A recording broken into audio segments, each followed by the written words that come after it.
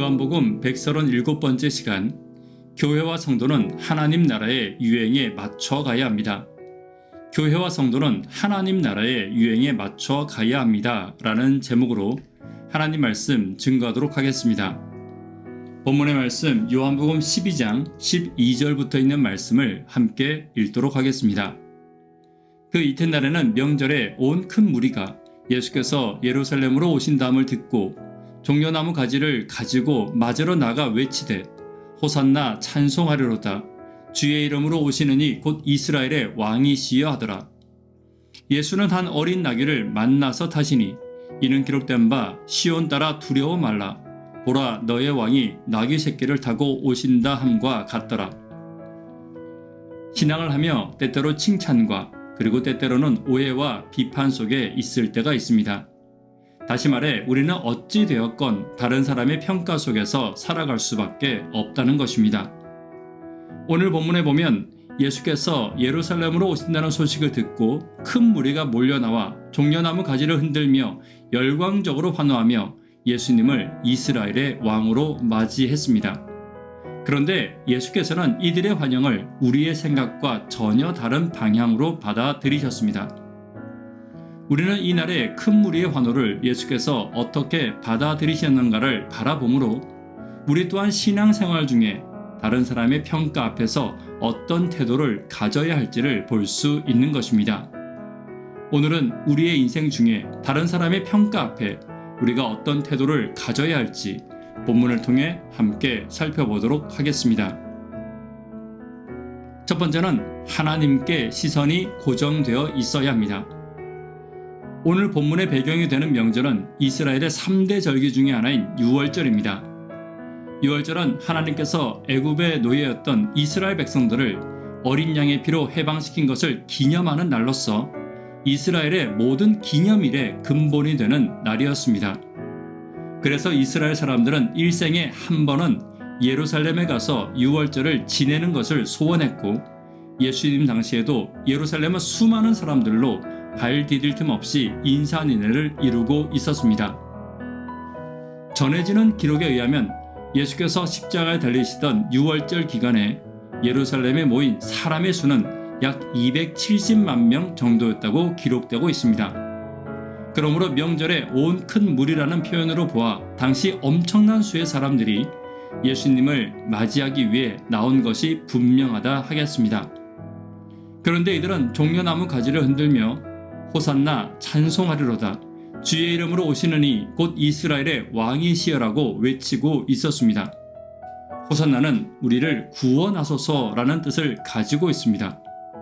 군중들은 예수님을 성경이 예언하고 있는 메시아, 곧 그리스도로 믿고 자신들을 구원해 주실 것을 요청하고 있는 것입니다. 하지만 문제는 그들이 예수님을 자신들을 죄에서 구원할 그리스도가 아니라 단지 이스라엘을 로마에서 구원할 정치적 그리스도로 생각하고 있다는 데 있었습니다.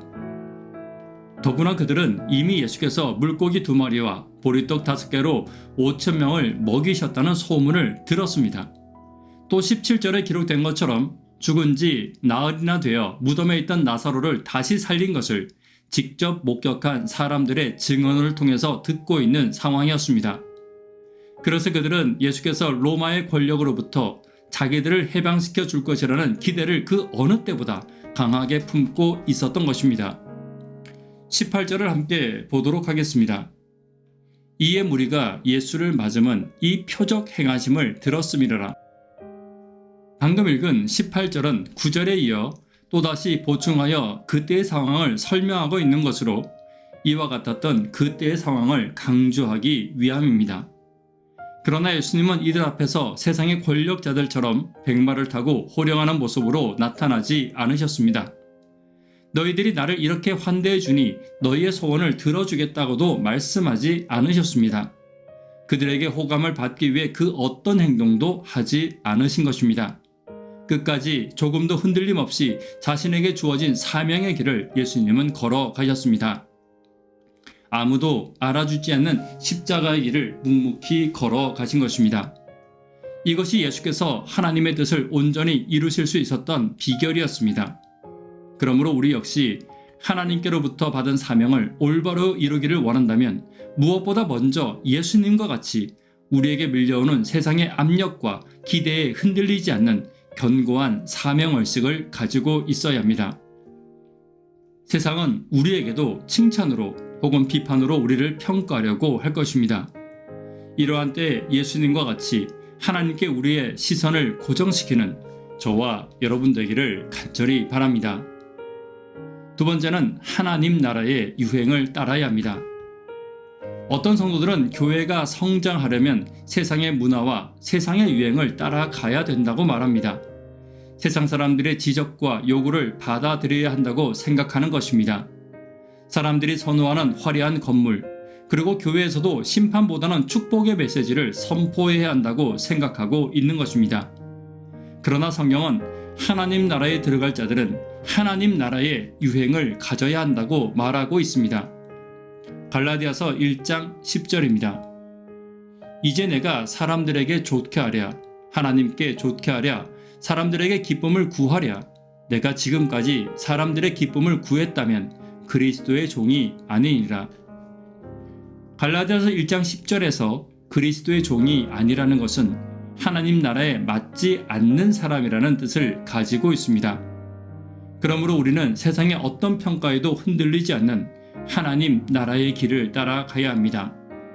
오늘 예수님의 모범은 성경의 예언대로 그리고 하나님께 주신 사명대로 나귀를 타고 왕으로 입성하실지라도 그것은 어디까지나 하나님의 뜻과 하나님의 말씀을 이루기 위한 표적이었을 뿐 자신의 영광을 위한 것은 아니었습니다.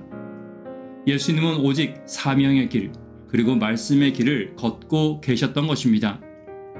그리고 세상적으로는 유행이 뒤처지고 실패한 것처럼 보이는 십자가의 길이지만 하나님의 섭리 속에서 영원한 승리를 거두신 것입니다. 오늘 하나님 나라의 섭리에 따라 세상의 승리가 아닌 하나님 나라의 승리를 가지는 저와 여러분 되기를 간절히 바랍니다. 말씀에 결론 맺도록 하겠습니다.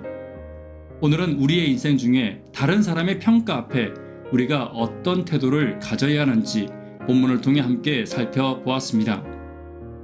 하나님께 시선이 고정되어야 합니다. 세상의 유행이 아닌 하나님 나라의 법칙을 따르는 저와 여러분 되기를 간절히 바랍니다. 기도 제목 함께 나누도록 하겠습니다. 새생명 축제를 위해 기도 부탁드립니다.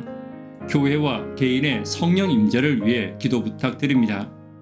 구도자분들을 위해 기도 부탁드립니다. 학생, 청년, 어린이를 위해 간절히 기도 부탁드립니다. 새벽기도와 영버TV를 위해 기도 부탁드립니다. 세상의 평가에 흔들리지 않고 하나님께 우리의 시선이 고정되기를 위해 기도 부탁드립니다. 이 시간 개인적으로 기도하도록 하겠습니다. 감사합니다.